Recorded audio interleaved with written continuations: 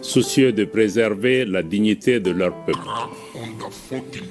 de préserver l'intégrité de leur territoire face aux velléités impérialistes et néocolonialistes, leurs excellences le capitaine Ibrahim Traoré, président du Faso, chef de l'État du Burkina, le général d'armée Assimi Goïta, président de la transition, chef de l'État du Mali,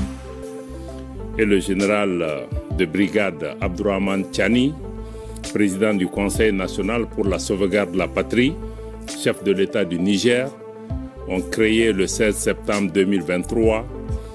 l'Alliance des États du Sahel.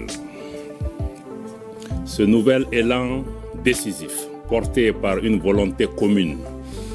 d'accéder à une souveraineté véritable et d'amorcer une réelle dynamique des peuples, s'est renforcé suite au retrait des 3 pays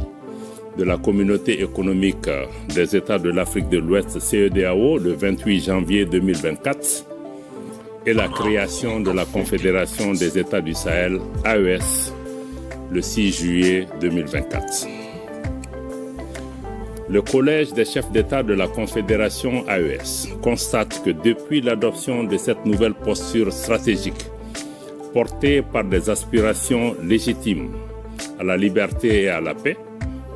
la junte française impérialiste sentant ses intérêts menacés, appuyée par certains chefs d'État de la sous-région, tente désespérément de porter un coup d'arrêt à la dynamique émancipatrice enclenchée par l'AES. En réitérant le caractère irréversible et immédiat du retrait des pays de l'AES de la CEDEAO,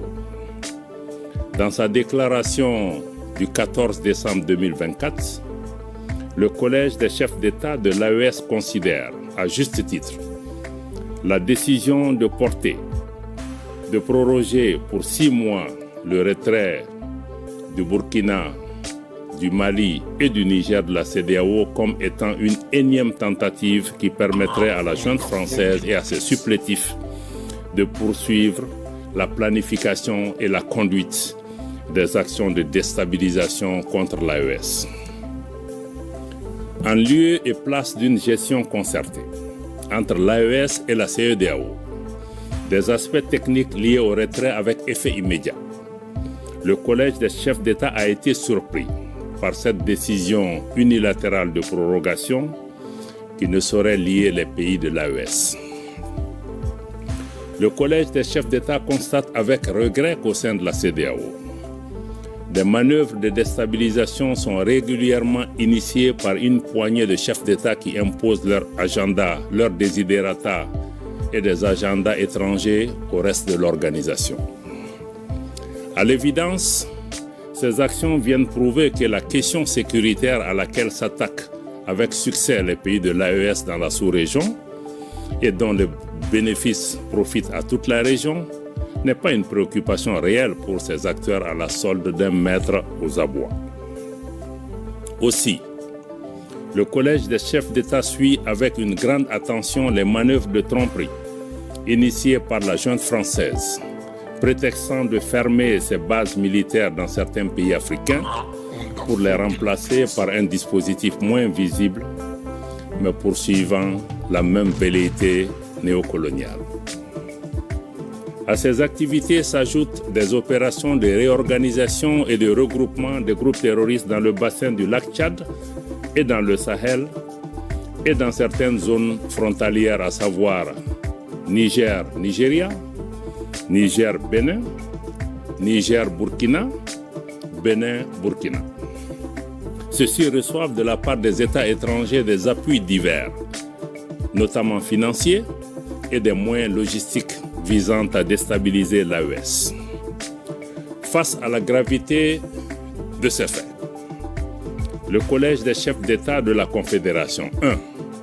décide de mettre les forces de défense et de sécurité en état d'alerte maximale. 2. Décide de faire de l'espace confédéral un théâtre unique d'opérations militaires, coexistant avec les théâtres militaires nationaux en cours.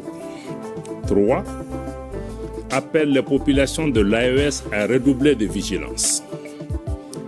a dénoncé systématiquement tout fait suspect aux forces de sécurité et a rejeté les propositions d'enrôlement au sein des groupes terroristes. Le Collège des chefs d'État réitère son engagement à poursuivre avec détermination le combat du peuple de l'AES pour sa souveraineté véritable et sa dignité. Fait à Bamako le 22 décembre 2024, signé le général d'armée Assimi Goïta, président de la transition, chef de l'État, président de la Confédération des États du Sahel.